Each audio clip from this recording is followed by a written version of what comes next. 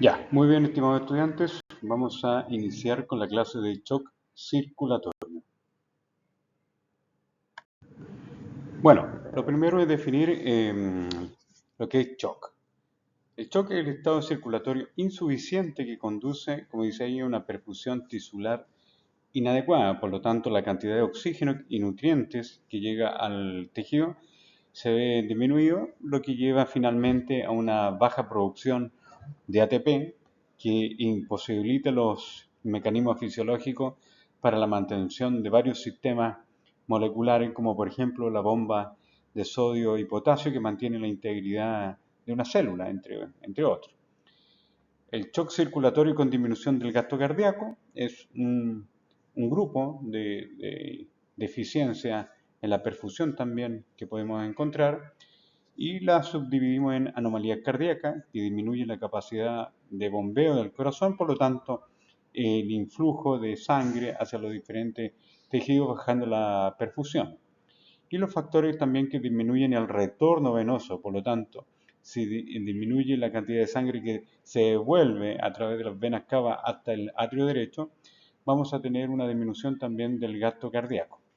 Por otra parte, encontramos el shock circulatorio sin disminución del gasto cardíaco, como podría ser una tasa metabólica excesiva, ¿ya?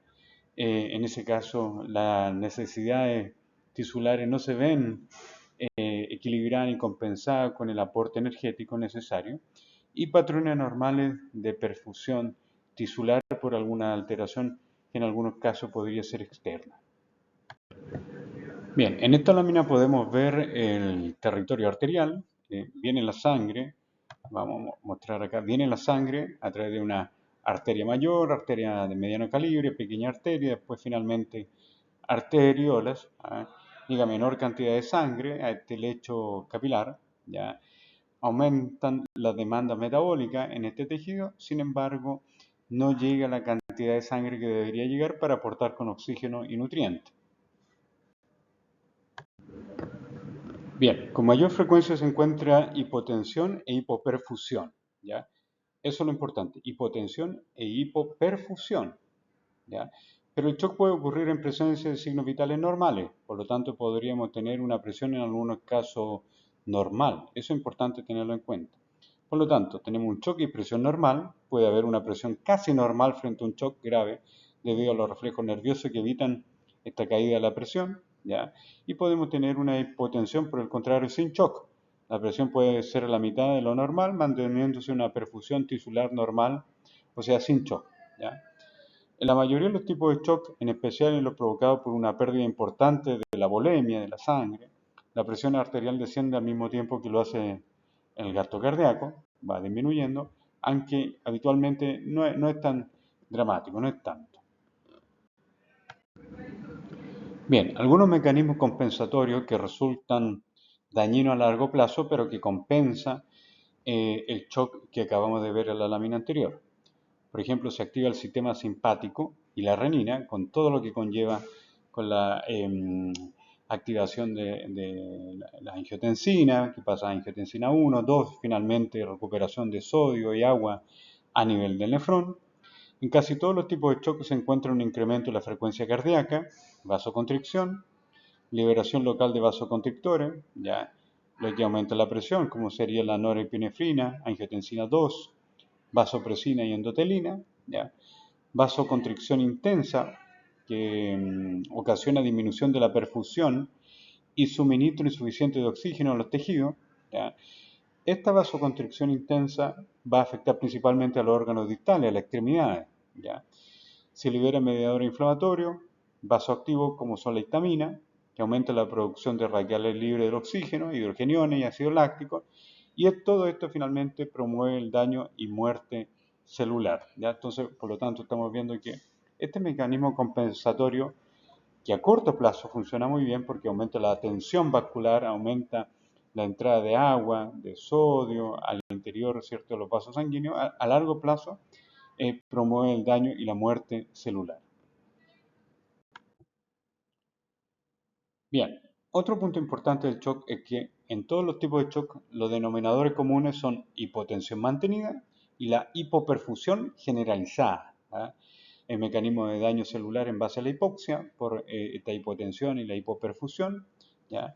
Y la hipotensión puede originarse por tres razones: hipovolemia, lo que llamamos shock hipovolémico; gasto cardíaco disminuido, lo que llamamos shock cardiogénico y obstructivo, ¿ya? Vasodilatación profunda y mantenida, lo que va a generar disminución de la resistencia periférica, y a eso lo llamamos shock distributivo. Por lo tanto, tenemos el shock hipovolémico, el shock cardiogénico, ¿ya? Y el shock distributivo, ¿ya? La lesión celular resultante de esta deficiencia da lugar a la producción y liberación de mediadores inflamatorios que afectan aún más la perfusión mediante cambios funcionales y estructurales en la circulación microvascular. Se genera un círculo vicioso que finalmente termina dañando mucho más todo el compartimento tisular. Por otra parte, tenemos el shock hipovolémico: disminución de la volemia, que podría ser por deshidratación severa, por hemorragia, ¿ya? Por una ascitis incluso muy pronunciada, genera un menor gasto cardíaco porque hay menos volumen, hipotensión severa, que finalmente lleva a una perfusión insuficiente a nivel tisular.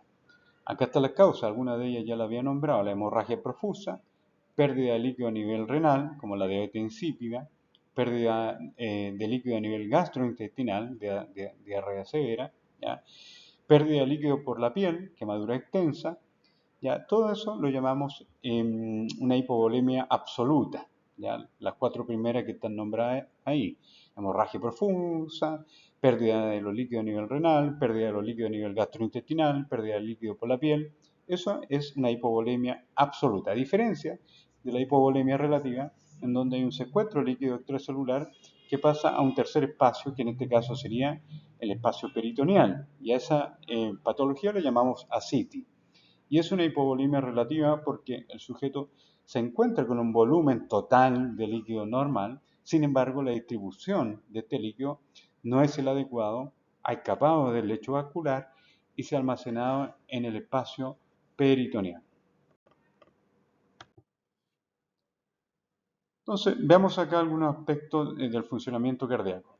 Para que este retorno venoso tenga un volumen adecuado, ¿cierto?, se necesita una cantidad de líquido que llegue a través de la cava superior e inferior, entre al atrio, ¿cierto?, para generar un volumen sistólico. Y esto va, dependiendo el volumen sistólico, la frecuencia cardíaca, van a generar, multiplicando la frecuencia cardíaca por el volumen sistólico, lo que es el gasto cardíaco, medido, ¿cierto?, en litros por minuto, ¿ya? Esto también se va a ver influenciado por la resistencia periférica, tanto venosa, lo que facilita el impulso de la sangre hacia el corazón, ¿ya? Hay que recordar que el 63-64% de la sangre está a nivel venoso, por lo tanto, si hay una resistencia periférica venosa, mayor cantidad de sangre va a llegar al corazón, por lo tanto, se puede distribuir a nivel arterial con mayor facilidad. Y también podríamos ver la vasoconstricción a nivel arterial.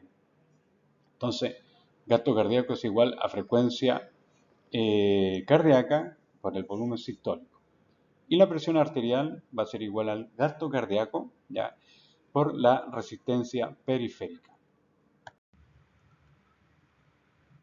Bien, acá en esta gráfica vemos cómo a medida que se pierde un porcentaje de sangre, cuando llevamos un 10% de pérdida sanguínea, baja el gasto cardíaco, ya, obviamente porque hay un menor volumen, pero la presión arterial mantiene un mecanismo de compensación de tal manera que puede soportar hasta un 20% de pérdida de sangre en un sujeto.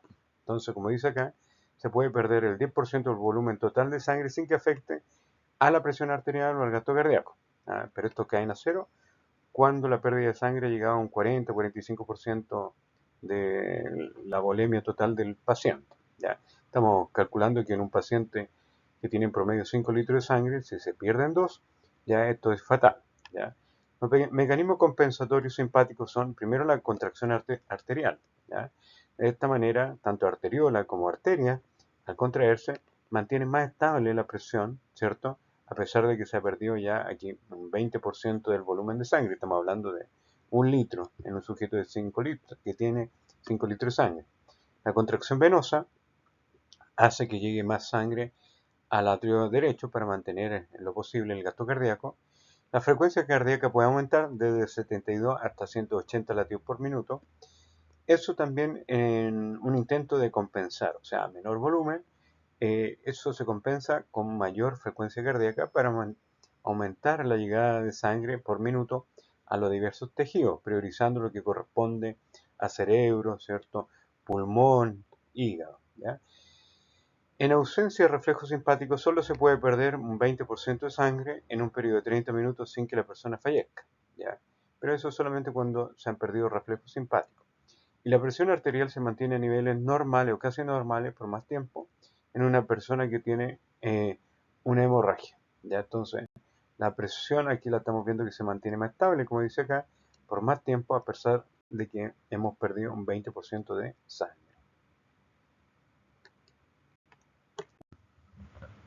Bien, en este shock hipovolémico, la protección del flujo sanguíneo coronario y cerebral por los reflejos. Acá estamos viendo dos órganos muy importantes como son el cerebro y corazón, que tienen un mecanismo de autorregulación local, ¿ya? A diferencia de otros tejidos o otra estructura anatómica como las extremidades superiores e inferiores, que se ven muy resentidas mediante una caída de presión, ¿ya? O hemorragia. La estimulación simpática no provoca una contracción importante de los vasos cerebral y cardíaco, pero la autorregulación del flujo sanguíneo local impide que el descenso moderado de la presión arterial reduzca de forma significativa el flujo sanguíneo. En la lámina anterior revisamos que se puede perder un 20% del volumen sanguíneo sin tener efecto sobre la presión. Por lo tanto, estos órganos toleran aún más de eso, ¿ya? Un porcentaje, estamos hablando de 30% aproximadamente, ¿ya? Todavía estos órganos tendrían cierta capacidad local de mantener el flujo sanguíneo, ¿ya?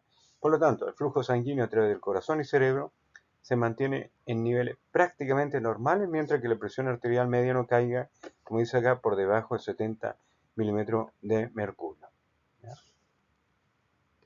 Bueno, y como dice acá también, a pesar de que en otras zonas anatómicas la disminución ha significado un desmedro de un flujo sanguíneo de un 60-70% de sangre en esas zonas.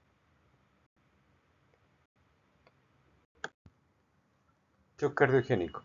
Debido a cualquier patología que deteriore de forma importante la función ventricular, como una insuficiencia cardíaca aguda severa, menor gasto cardíaco va a ser propuesto en estas circunstancias en donde el corazón no puede contraerse adecuadamente, va a generar una hipotensión desde leve, moderada hasta severa, lo que lleva a una perfusión insuficiente y finalmente al shock cardiogénico, ¿ya?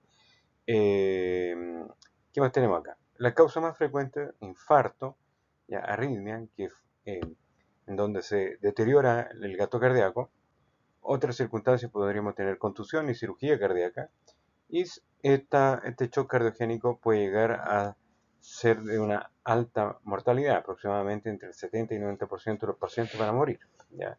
Con una probabilidad que estamos viendo aquí bastante elevada. Entonces, el gasto cardíaco disminuido es debido a menor contractilidad, mayor precarga y poscarga, aumento del volumen debido a la renina, angiotensina, aldosterona.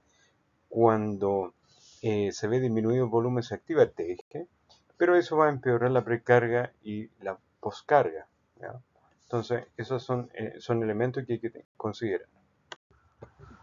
Bueno, y el shock obstructivo, el shock obstructivo, como dice su nombre, es una obstrucción que dificulta el llenado de las cavidades cardíacas, insuficiencia cardíaca aguda, esa insuficiencia cardíaca aguda, al no expulsar una buena cantidad de sangre, va a haber un menor gasto cardíaco, ¿ya? Al haber una menor cantidad de gasto cardíaco, va a haber una hipotensión que podría ser severa, y la perfusión va a ser insuficiente, lo que conduce al shock. La causa más frecuente, el taponamiento pericárdico, o sea, sangre en el pericardio que va a comprimir el corazón de tal manera que el corazón ahora no se puede expandir ni contraer adecuadamente.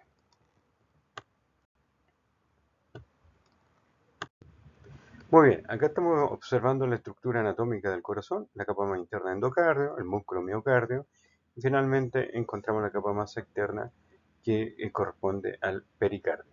Entonces, acá estamos viendo nuevamente endocardio, miocardio, epicardio. El epicardio constituye esta capa visceral del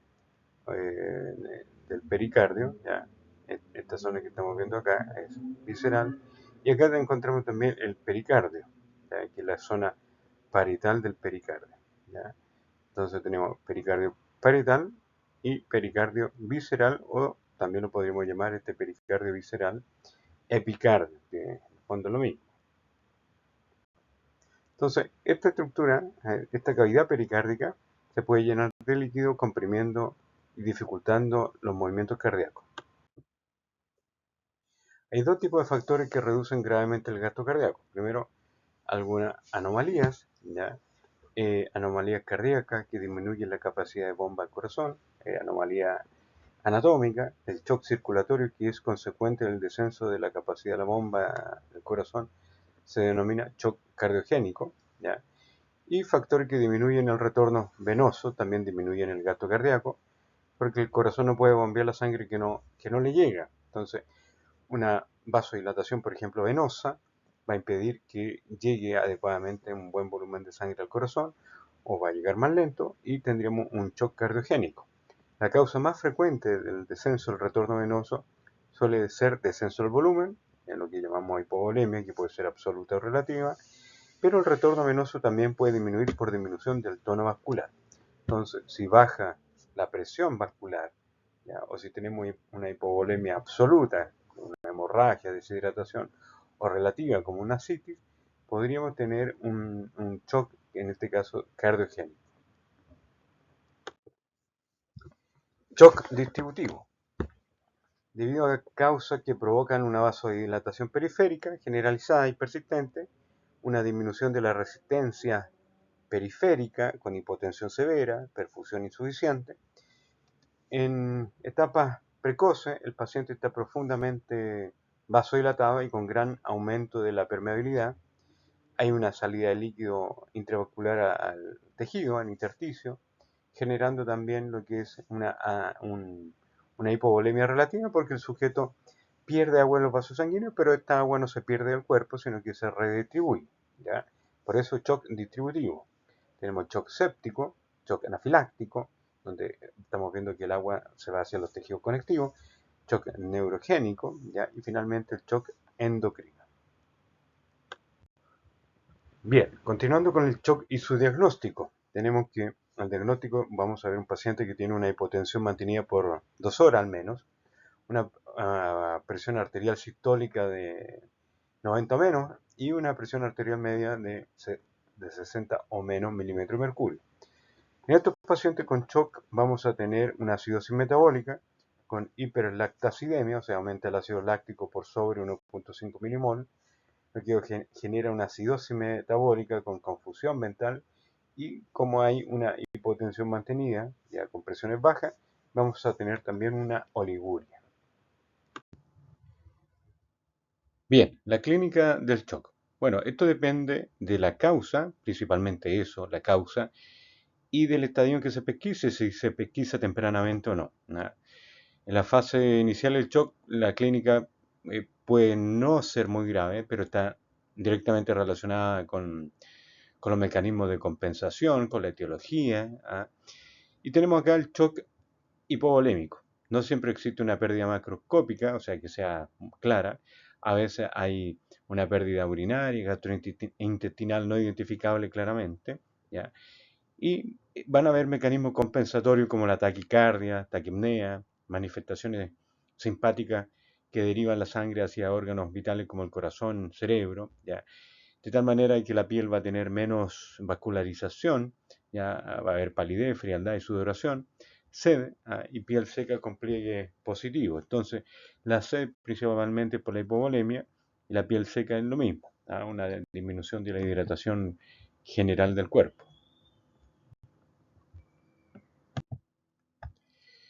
El shock cardiogénico y obstructivo. Bueno, sigamos con esta clínica.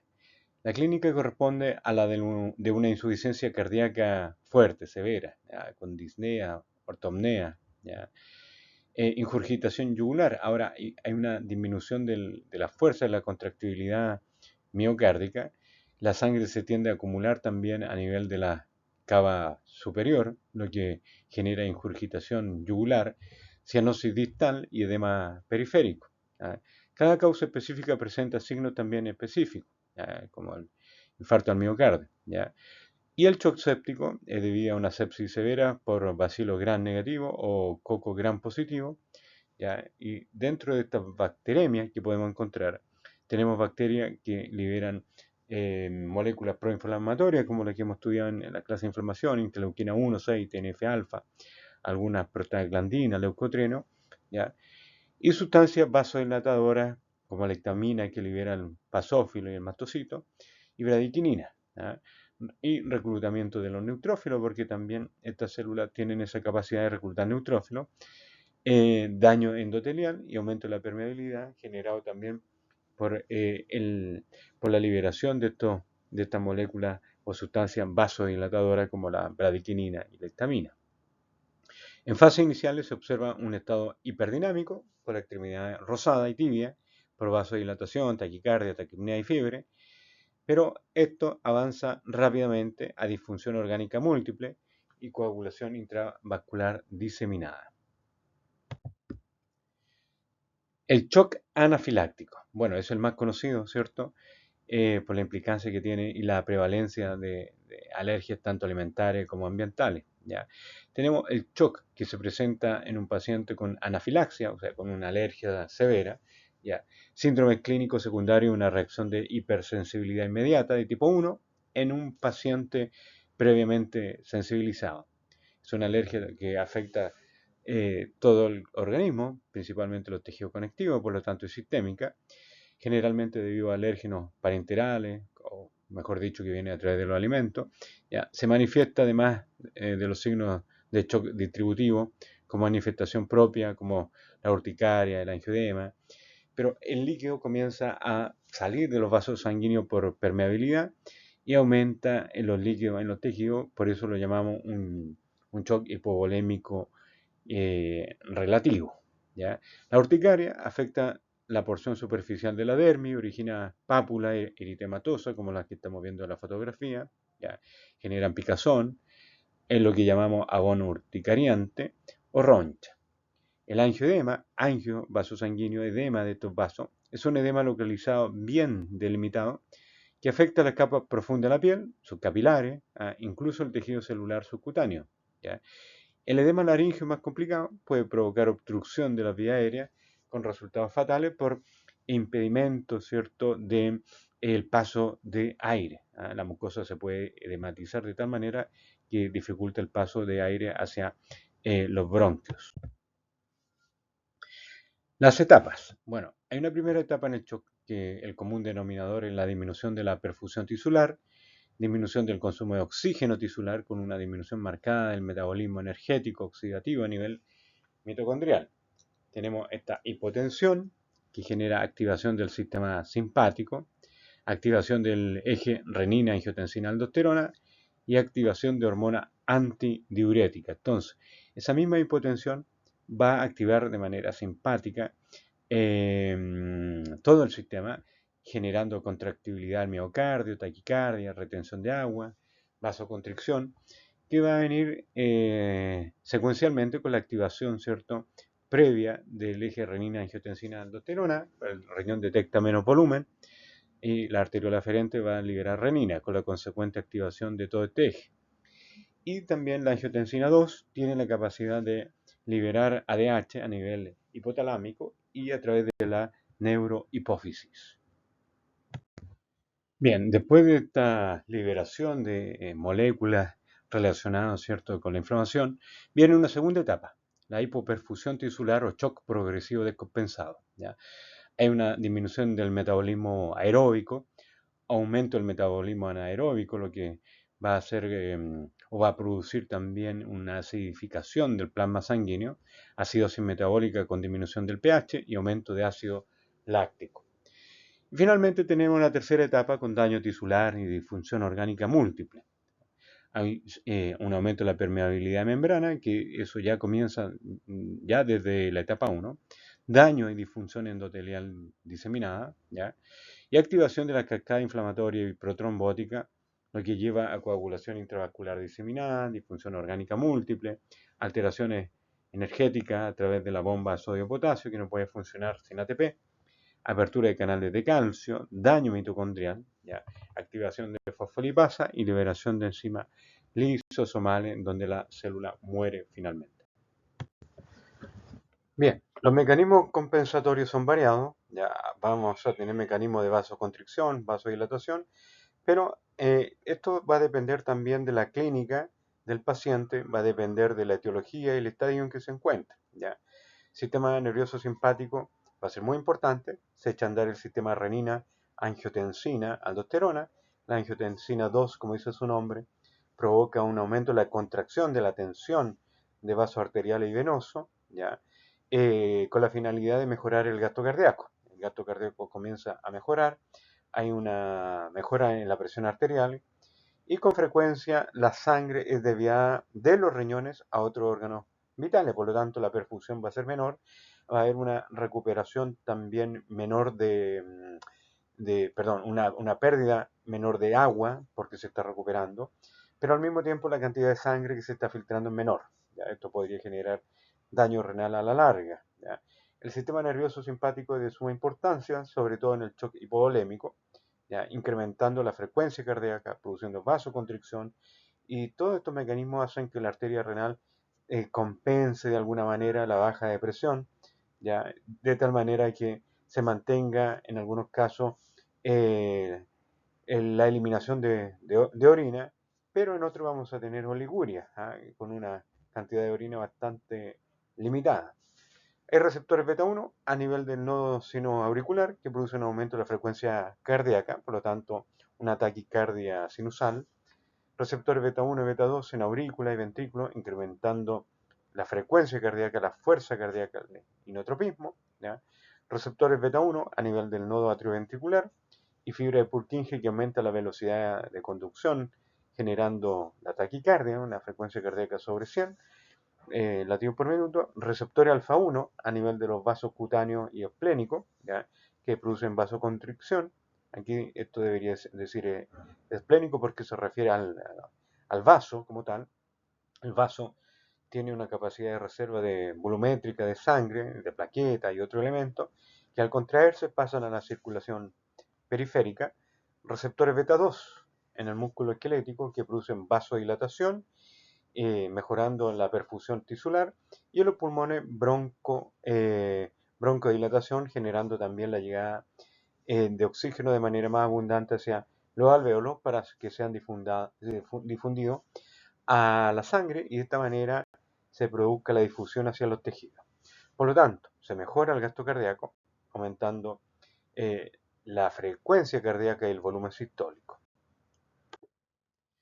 Finalmente, tenemos esta lámina bastante interesante porque vemos que uno de estos mecanismos compensatorios es la contracción arteriolar o arterial, que produce un aumento de la resistencia vascular periférica, contracción venosa, para, eh, al disminuir el diámetro de estos vasos sanguíneos, esta sangre llega a órganos vitales. ¿Ya?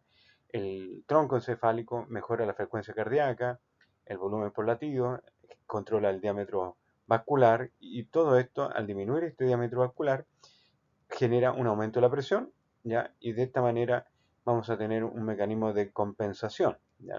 Los varios receptores que se encargan de censar si la presión está alta o baja, si aún lo consideran que está disminuida, va a haber una compensación a través del tallo encefálico generando nuevamente este ciclo, ¿ya? La liberación de renina que aumenta la angiotensina 2, que intensifica la vasoconstricción, lo que habíamos visto en la lámina anterior, y produce un incremento de sodio, ¿ya? Mediado por aldosterona y retención de agua por los riñones. ¿Ya? A esto me refiero de que el paciente puede llegar a un estado de oliguria que podría perjudicar también la salud renal, si esto se mantiene en el tiempo. Además, hay liberación local de vasoconstrictores como noradrenalina, angiotensina 2, vasopresina y endotelina, los cuales favorecen la vasoconstricción arterial y venosa, mejorando el retorno venoso al atrio derecho. Esta sangre pasa al ventrículo derecho y es eyectada, ¿cierto?, hacia el pulmón para que sea oxigenada y se devuelve a través de una vena pulmonar hasta el atrio izquierdo, continúa hacia el ventrículo izquierdo y se eyectada a través de la aorta. La vasoconstricción intensa y sostenida causa reducción de la perfusión e hipoxia tisular. Esto generalmente va a estar muy acentuado en las extremidades, en los dedos, ¿cierto?, de manos y pies, lo que podría generar también una liberación de mediadores inflamatorios como histamina, además de radicales libres muy dañinos, que junto al exceso de ácido láctico producen acidosis metabólica y en algunos casos destrucción tisular.